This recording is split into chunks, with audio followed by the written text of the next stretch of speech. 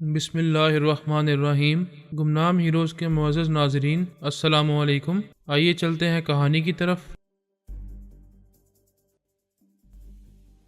Dummy ولاڈیمیر کار سے باہر نکل کر آیا۔ اصلی ولاڈیمیر نے اس کی زبان سے کہا، میں اتنا نادان نہیں ہوں کہ آنکھیں بند کر کے یہاں موت کے منہ میں چلا آتا۔ میں جانتا ہوں کہ سونیا کتنی مکار ہے، وہ مجھے گھیرنے کے لیے ضرور کوئی چارہ ڈالے گی اور اس نے یہی کیا ہے۔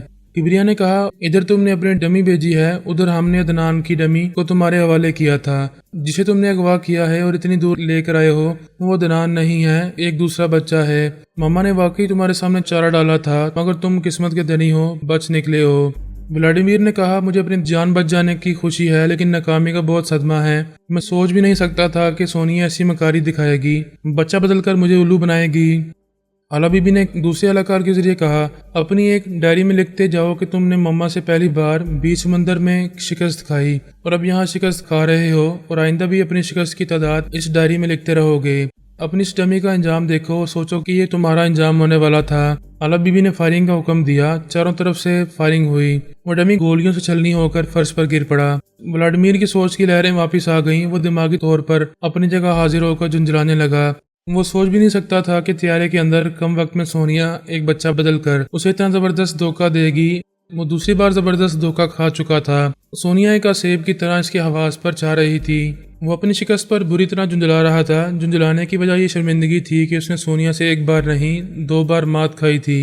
وہ دونوں بار ہر پہلو سے محتاط رہنے کے باوجود سونیا کی چال بازی کو سمجھ نہیں پاتا تھا۔ اسی بات پر جھنجھلاہٹ ہو رہی تھی کہ اس کی ذہانت ایسے وقت کام کیوں نہیں آئی۔ وہ دوسرے بچے ایڈی کو عدنان سمجھ کر اس کے پاس جانے والا تھا، اپنے ہاتھوں سے اسے ہلاک کرنے والا تھا، لیکن محدابی سے اس کی ٹھن گئی تھی اور وہ اس اندیشے میں مبتلا ہو گیا تھا کہ محدابی کسی دوسرے ذریعے سے اور کسی دوسری چال بازی سے اس کے خفیہ اڈے کا پتہ لگا سکتا ہے، وہاں آ سکتا ہے، لہٰذا اسے وہاں نہیں جانا چاہیے۔ اس لیے اس نے اپنی ڈمی وہاں بھیجی تھی۔ اس کی اسی تدبیر نے اس کی جان بچا لی تھی۔ مادہ بھی تو وہاں تک نہ پہنچ سکا، لیکن سونیا نے اس کے لیے خوب چارہ ڈالا تھا۔ ایک دوسرے بچے کو عدنان بنا کر پیش کیا تھا اور وہ آخری وقت تک دھوکہ کھاتا رہا تھا۔ اس وقت وہ فرانس کے شہر نینسی میں تھا۔ سونیا، پورس، انا میریا اور عدنان پیرس میں تھے۔ اس سے زیادہ فاصلے پر نہیں تھے۔ وہ کسی وقت بھی پیرس پہنچ کر سونیا پر حملہ کر سکتا تھا، انتقامی کارروائی کر سکتا تھا، لیکن سونیا نے اسے اعصاب شکن مات دی تھی۔ وہ اتنی جلدی انتقامی کارروائی کے لیے خود کو تیار نہیں کر سکتا تھا اور جلد بازی میں پھر ایک بار شکست کھانا نہیں چاہتا تھا۔ یہ اندیشہ بھی تھا کہ سونیا جیسی بلا کو کسی بھی ذریعے سے یہ معلوم ہو سکتا ہے کہ ولاڈیمیر نینسی شہر میں ہے اور ہیلی کاپٹر کے ذریعے صرف 40 منٹ میں پیرس سے نینسی پہنچا جا سکتا ہے۔ صرف 40 منٹ میں وہ موت بن کر آ سکتی ہے۔ اس نے یہ طے کر لیا کہ فوراً ہی یہ شہر تو کیا، یہ ملک چھوڑ دے گا، سوئٹزرلینڈ یا جرمنی کی طرف چلا جائے گا۔ اس سے کچھ زیادہ ہی فاصلہ رکھے گا، لیکن اتنا بھی نہیں کہ بروقت عدنان تک نہ پہنچ سکے۔ اصل پریشان کن مسئلہ یہی تھا کہ اسے ہلاک کرنے کے لیے اس کے قریب جانا بہت ضروری تھا، اور قریب جانے کے لیے بہت زیادہ دور جانا مناسب نہیں تھا۔ عجب مجبوری تھی، نہ دور رہ سکتا تھا نہ قریب آ سکتا تھا۔ حالات نے یہ اچھی طرح واضح کر دیا تھا کہ اس بچے کو ہلاک کرنے کے لیے ہر طرح کا خطرہ مول لینا ہوگا، اس کے سوا کوئی چارہ نہیں ہے۔ اس نے سوچتے سوچتے اچانک سانس روک لی۔ اسے پرائی سوچ کی لہریں محسوس ہوئی تھیں۔ وہ پھر سانس لینے لگا۔ ایسے وقت پرائی سوچ کی لہروں کو محسوس کرتے ہوئے اس نے پوچھا، کون ہے؟ میں انا بیلا ہوں۔ وہ غصے سے بولا، چلی جاؤ یہاں سے، میں کسی سے بات نہیں کروں گا۔ میں جانتی ہوں تم انگاروں پر لوٹ رہے ہو، بکواس مت کرو۔ 1 منٹ کے اندر اپنے اہلکار کے اندر آؤ، میں وہیں آ کر تم سے بات کرتی ہوں۔ میں نے کہہ دیا کہ ابھی کسی سے بات نہیں کروں گا، اور میں نے کہہ دیا کہ 1 منٹ کے اندر تم نہ آئے تو پھر میں تمہیں کبھی نہیں ملوں گی۔ تمہیں یہ گمان ہے کہ تم مجھے ڈھونڈ نکالو گے، اور میرا یہ دعویٰ ہے کہ میں اپنی مرضی سے تمہارے روبرو آ سکتی ہوں یا تم سے رابطہ کر سکتی ہوں، لیکن مرضی نہ ہو تو قیامت تک تم مجھے ڈھونڈ نہیں پاؤ گے۔ اچھی طرح سوچ لو، 1 منٹ کے اندر اپنے اسی اہلکار کے پاس آؤ جس کے ذریعے پہلے ہماری گفتگو ہو چکی ہے۔ وہ اس کے دماغ سے چلی گئی۔ وہ بری طرح جھنجھلانے لگا۔ ایک بہت بڑی شکست کھانے کے بعد بالکل تنہائی اور خاموشی چاہتا تھا۔ جو کچھ ہو چکا تھا اس کے بارے میں ہر پہلو سے سوچنا چاہتا تھا تاکہ آئندہ اس سے کوئی غلطی نہ ہو، لیکن انا بیلا چیلنج کر کے گئی تھی کہ کہیں گم ہو جائے گی اور وہ قیامت تک اسے ڈھونڈ نہیں پائے گا، اور وہ یہ نہیں چاہتا تھا۔ یہ معلوم کرنا بھی ضروری تھا کہ اس کی سوتیلی بہن کتنی قوت اور کتنے وسیع ذرائع کی مالک بن چکی ہے۔ دشمن کی کمزوری اور شہزوری دونوں پر نظر رکھتی تھی، اس لیے وہ مجبور ہو کر اپنے اس اہلکار کے دماغ میں آ گیا تھا۔ وہ اپنے مقررہ وقت کے مطابق آ چکی تھی۔ چہکتے ہوئے بولی، مات کھانے والوں کو انکار نہیں کرنا چاہیے، دروازے دروازے جانا چاہیے، پتہ نہیں کس در سے کامیابی کی بھیک مل جائے۔ وہ غصے سے بولا، میں کسی سے کامیابی مانگتا نہیں، چھین لیتا ہوں۔ تم سے کامیابیاں کیسے چھین لی گئیں یہ تماشے 2 بار دیکھ چکے ہو، ڈینگے نہ مارو۔ وہ دہاڑتے ہوئے بولا، بکواس مت کرو، تم نے مجھے کس لیے بلایا ہے؟ کیا کہنا چاہتی ہو؟ یہی کہ ناکام ہونے کے باوجود قسمت کے دھنی ہو، آج تمہاری جان بچ گئی، ورنہ میں وہاں تمہاری طاق میں تھی۔ تم جھوٹ بول رہی ہو، تم وہاں کیسے پہنچ سکتی ہو؟ اس خفیہ اڈے کے اندر اور باہر تمہارے جتنے اعلی کار تھے ان کے دماغوں میں جا کر معلوم کرو کہ ایک بوڑھی عورت وہاں آئی تھی اور وہ بوڑھی میں ہی ہوں۔ انا بیلا نے یہ جھوٹ کہا تھا۔ ہمارے ایک کلاکار نے ایک بوڑھی کو اس بنگلے کے سامنے پہنچایا تھا۔ انا بیلا کا اس بوڑھی سے کوئی تعلق نہیں تھا، لیکن وہ ولاڈیمیر کو یہ کہہ کر دہشت زدہ کرنا چاہتی تھی کہ صرف سونیا اور فرحاد علی تیمور ہی نہیں بلکہ اس کی سوتیلی بہن بھی اس پر کڑی نظر رکھتی ہے اور وہ جہاں جاتا ہے وہاں پہنچ جاتی ہے۔ ولاڈیمیر کو یقین نہیں ہو رہا تھا کہ اس کی بہن اتنی تیز ترار اور وسیع ذرائع کی مالک ہوگی کہ وہ خود اس کے خفیہ اڈے تک پہنچ جائے گی۔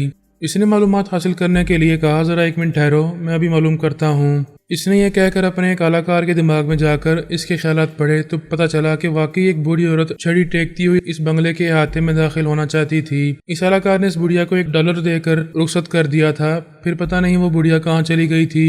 ولاڈیمیر نے اپنے کلاکار کے دماغ میں واپس آ کر کہا، انا بیلا، میں نے معلوم کیا ہے، تم ایک بوڑھی کو اپنا کلاکار بنا کر وہاں پہنچی ہوئی تھی اور میں نے ہتھی نہیں تھی۔ تمہیں یہ بھی معلوم ہوا ہوگا کہ وہ بڑھیا چھڑی ٹیکتی ہوئی آئی تھی۔ وہ چھڑی دراصل ایک جدید قسم کی گن تھی، میں اس کے ذریعے تمہیں گولی مار سکتی تھی، افسوس تم نہیں آئے، اپنی جگہ ڈمی کو بھیج دیا۔ وہ حیرانی سے یہ باتیں سن رہا تھا اور سوچ رہا تھا کہ وہ اس سوتیلی بہن کو تلاش کرتا پھر رہا تھا۔ اب تک یہ معلوم نہ ہو سکا کہ وہ کس ملک میں ہے۔ اس کے برعکس وہ سوتیلی بہن اس کی شہرک تک پہنچنے لگی تھی۔ اس نے جھنجھلا کر پوچھا، تم کہاں رہتی ہو، کیا کرتی ہو، تمہارے اتنے وسیع ذرائع کیسے پیدا ہو گئے ہیں؟ تم مجھے نادار اور مجبور نہ سمجھو، میں تمہارے بارے میں ساری معلومات جلد سے جلد حاصل کر لوں گا۔ تم ضرور معلوم کرو تمہیں روکا کس نے ہے۔ میرا اندازہ ہے کہ تم نے 2 ہی راستے اختیار کیے ہیں، یا تو تم نے اپنی کوئی تنظیم قائم کی ہے یا پھر فرحاد علی تیمور اور اس کے خاندان والوں سے دوستی کر رہی ہو۔ وہ ہنستے ہوئے بولی، تم اس طرح سوچتے رہو گے تو اور الجھتے رہو گے، کیونکہ اگر میں نے کوئی تنظیم قائم کیا ہے تو اس تنظیم کا سراغ لگاتے لگاتے عمر گزر جائے گی۔ دوسری بات یہ کہ اگر میں نے فرحاد علی تیمور کی فیملی سے دوستی کی ہے تو تمہارے لیے یہ اور زیادہ فکر اور پریشانی کی بات ہوگی کہ جب بھی تم عدنان پر حملے کرو گے اور وہ اپنے پوتے کا بچاؤ کریں گے تو ایسے وقت مجھے بھی تمہارے بارے میں معلوم ہوتا رہے گا اور میں دوسرے ذریعے سے تم پر حملے کرتی رہوں گی جیسا کہ آج کرنے والی تھی۔ لیکن ایسی کوئی بات نہیں ہوئی۔ میں کہاں ہوں، کیا کر رہی ہوں، میرے ذرائع کیا ہیں، اس کے بارے میں خوب سوچتے رہو، خوب الجھتے رہو۔ میں جا رہی ہوں، کبھی ضروری سمجھوں گی تو رابطہ کروں گی۔ وہ چلی گئی۔ ولاڈیمیر دماغی طور پر اپنی جگہ حاضر ہو کر سوچنے لگا۔ سونیا نے اس کے دماغ کی چولیں ہلا دی تھیں، وہ ایسا پہاڑ ثابت ہو رہی تھی جسے سر کرنا ممکن دکھائی نہیں دے رہا تھا۔ ایسے میں وہ سوتیلی بہن بھی اس کے لیے زبردست چیلنج بن رہی تھی۔ اس کا دھیان مختلف سمتوں میں بٹ رہا تھا۔ ایک سمت سونیا تھی، دوسری سمت انا بیلا اور تیسری سمت عدنان تھا۔ سب سے زیادہ فکر یہی تھی کہ اگر وہ بابا صاحب کے ادارے کے اندر چلا گیا تو پھر باہر پتہ نہیں کتنے عرصے کے بعد آئے گا۔ یہ بات اچھی طرح سمجھ میں آ رہی تھی کہ وہ اپنی ذہانت اور ٹیلی پیتھی سے عدنان کو اس ادارے کے اندر جانے سے روک نہیں سکے گا۔ اب دوسرا راستہ یہی رہ گیا تھا کہ وہ اپنے پراسرار علوم سے کام لے، پہلے ایک کالے جادو کے ذریعے اس کا راستہ روکنے کی کوشش کرے۔ اس مقصد کے لیے اسے تنہائی کی ضرورت تھی، ایسی تنہائی کہ کالا عمل جاری رہنے کے دوران میں کوئی مداخلت نہ کرے۔ وہ اپنے ایک ذاتی بنگلے میں تھا۔ اس نے ملازموں کو بلا کر حکم دیا، میں کھڑکی دروازے بند رکھوں گا، کوئی بھی ملنے والا آئے تو کہہ دینا کہ میں موجود نہیں ہوں۔ ٹیلی فون کی گھنٹی بھی نہیں بجنی چاہیے، سارے کنیکشن کاٹ دو، میں 2 گھنٹے بعد اپنے کمرے سے باہر آؤں گا۔ وہ اپنے بیڈ روم میں آ گیا، دروازے کو بند کر کے اپنے ذہن کو یہ ہدایت دینا چاہتا تھا کہ برائی سوچ کی لہریں اس کے اندر آئیں مگر اسے مخاطب کیے بغیر ہی چلی جائیں۔ اس کا دماغ کسی بھی سوچ کی لہر کو قبول نہ کرے۔ وہ اپنے ذہن کو ایسی ہی ہدایت دینا چاہتا تھا۔ اسی وقت سوچ کی لہریں محسوس ہوئیں۔ اس نے جھنجھلا کر پوچھا، کون ہے؟ اسے اپنی سوتیلی ماں ارناکوف کی آواز سنائی دی۔ میں ہوں ارناکوف۔ وہ بولا، ٹھیک ہے، اپنے بیٹے کے دماغ میں جاؤ، میں آ رہا ہوں۔ اس نے سانس روک لی، وہ جا چکی تھی۔ وہ تھوڑی دیر تک سانس لیتا رہا، پھر خیال خوانی کے ذریعے اپنے سوتیلے بھائی انوپکوف کے دماغ میں پہنچ گیا، پھر بولا، میں آ گیا ہوں، کیا بات ہے؟ میں یہ معلوم کرنے کے لیے بے چین ہوں کہ تم اپنے ارادے میں کامیاب ہوئے ہو یا نہیں، کیا وہ بچہ مر چکا ہے؟ وہ ناگواری سے بولا، میں بہت مصروف تھا، اتنی سی بات معلوم کرنے کے لیے مجھے ڈسٹرب کیا ہے۔ یہ اتنی سی بات نہیں ہے، وہ بچہ صرف تمہارے لیے ہی نہیں بلکہ ہمارے پورے خاندان کے لیے بھی منحوس ہے، اس لیے بتاؤ کیا نتیجہ رہا ہے؟ नतीजा कुछ नहीं निकला, वो मेरे हाथ से निकल गया है। ये क्या कह रहे हो? तुमने तो तकरीबन 2 घंटे पहले बड़े फख्र से कहा था कि अदनान तुम्हारे हाथ लग गया है और तुम इसे अगवा करके अपने खुफिया अड्डे पर ले जा रहे हो। बेशक मैंने कहा था, मगर वो मकार और जलील औरत अपने पोते को बचाने में कामयाब हो गई है। इसने अपने पोते की जगह किसी दूसरे बच्चे को मेरे हवाले किया था और मैं खुशफहमी में मुब्तला हो गया था। इरनाकोफ ने एक जोरदार कहका लगाया, फिर कहा, शर्म करो शर्म, तुम एक औरत से दूसरी बार मात खा चुके हो। ज़्यादा बकवास मत करो, कोई ज़रूरी बात है तो वो करो। बहुत अरसा पहले तुमने कहा था कि सौतेली माँ हूँ, एक औरत हूँ और तुम मुझे चुटकियों में मसल दोगे। ये तुम्हारे लिए दरसे इबरत है। देखो कि एक औरत क्या होती है। वो अपने पोते की हिफाजत के लिए कैसी जहानत से काम ले रही है और मैं भी अपने बीमार बेटे के लिए ऐसी ही जहानत का मुजाहरा करूंगी। एक दिन तुम्हें पता चलेगा कि मैं क्या कर रही हूँ, क्या करने वाली हूँ। वो नागवारी से बोला, क्या तुमने मुझे यही कहने के लिए बुलाया है?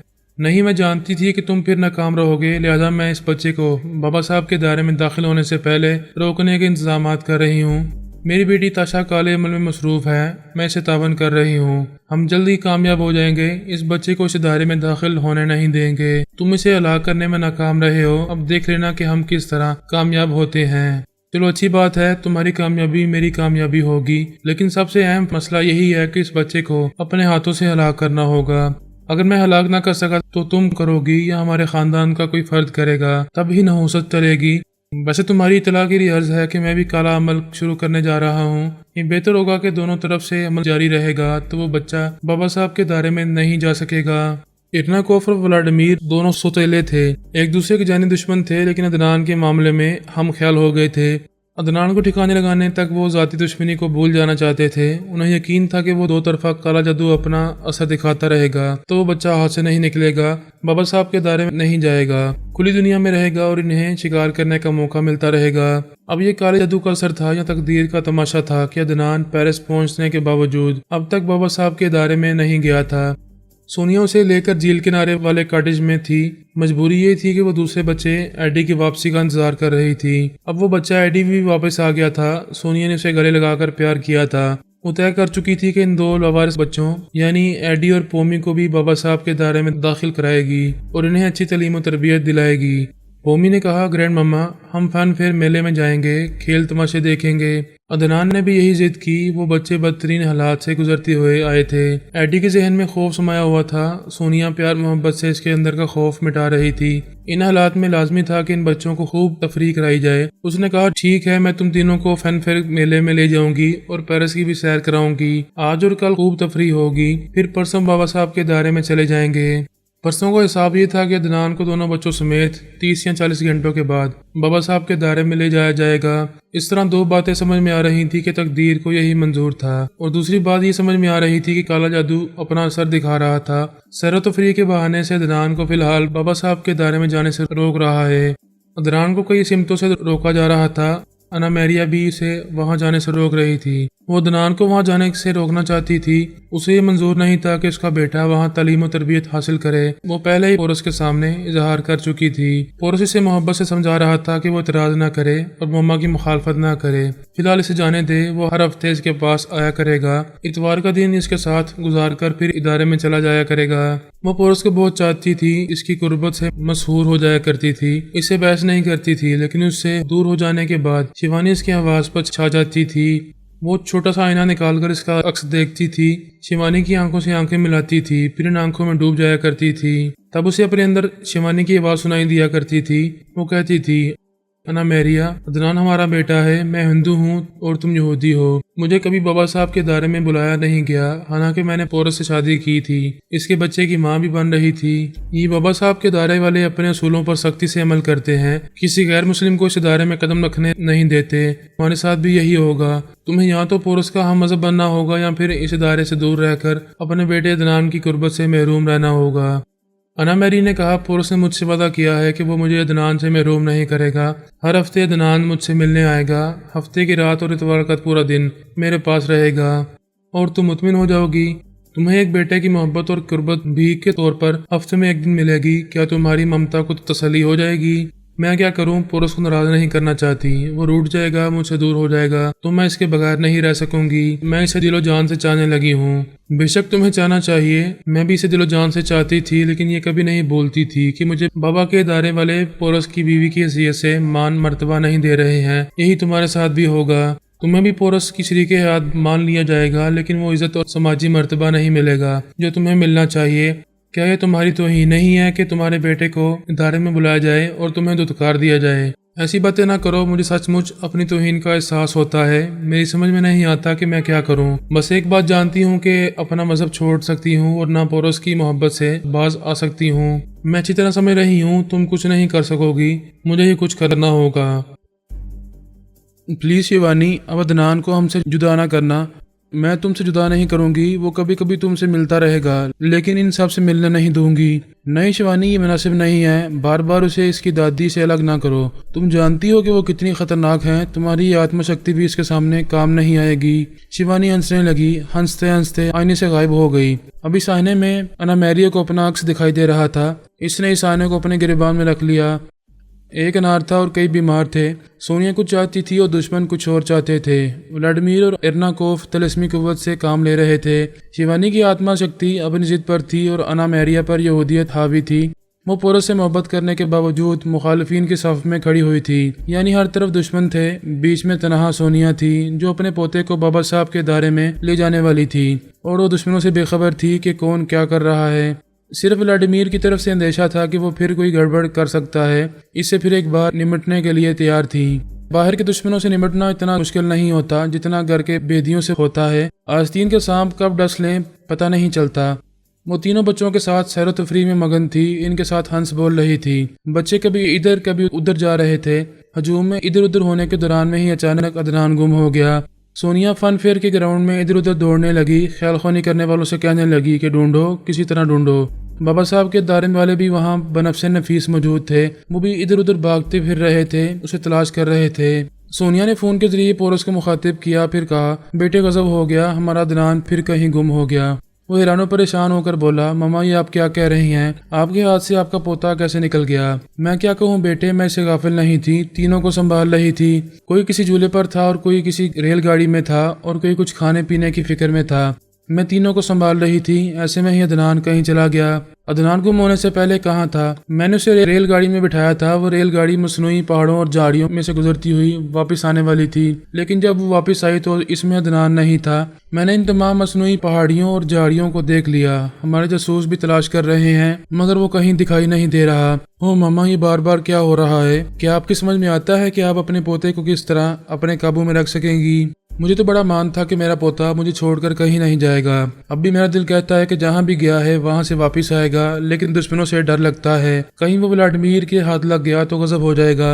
हमारे टेलीपैथी जानने वाले क्या कह रहे हैं? वही एक बात कह रहे हैं कि अदनान के दिमाग में ख्यालात गुडमुड हो रहे हैं, इसलिए कुछ मालूम नहीं किया जा सकता कि वो कहाँ है और किस हाल में है। इन हालात में सिर्फ अना मैरिया ही इसके दिमाग में जा सकती है। इससे कहो कि फौरन मालूम करे। पोरस ने फोन का राब्ता खत्म करके अना मैरिया को अदनान की गुमशुदगी के बारे में बताया। वो भी परेशान हो गई। इसने फौरन ही गिरबान में हाथ डालकर छोटे से आईने को निकालकर इसमें देखा तो शिवानी दिखाई दी। इसकी आंखें हंसती हुई दिखाई दे रही थी। अना मैरिया इन आंखों में डूबती चली गई। ऐसे वक्त वो अदनान के दिमाग में पहुंच जाया करती थी। इस वक्त भी इसने देखा अदनान के अंदर कई ख्यालात गुडमुड हो रहे हैं। इसे कुछ समझ में नहीं आ रहा। इसने कहा, शिवानी ये क्या हो रहा है? मैं तो अपने बेटे से बात कर सकती हूँ। ये ना तो मुझे महसूस कर रहा है और ना कुछ बोल रहा है। ये तुम्हें महसूस करेगा, तुमसे बोलेगा, लेकिन अभी मैं नहीं चाहती कि इसकी दादी को, इसके बाप को और इनके टेलीपैथी जानने वालों को इसका सुराग मिले। बेटे के दिमाग से वापस आ जाओ, क्योंकि मैं भी कई घंटों तक तुमसे नहीं बोलूंगी।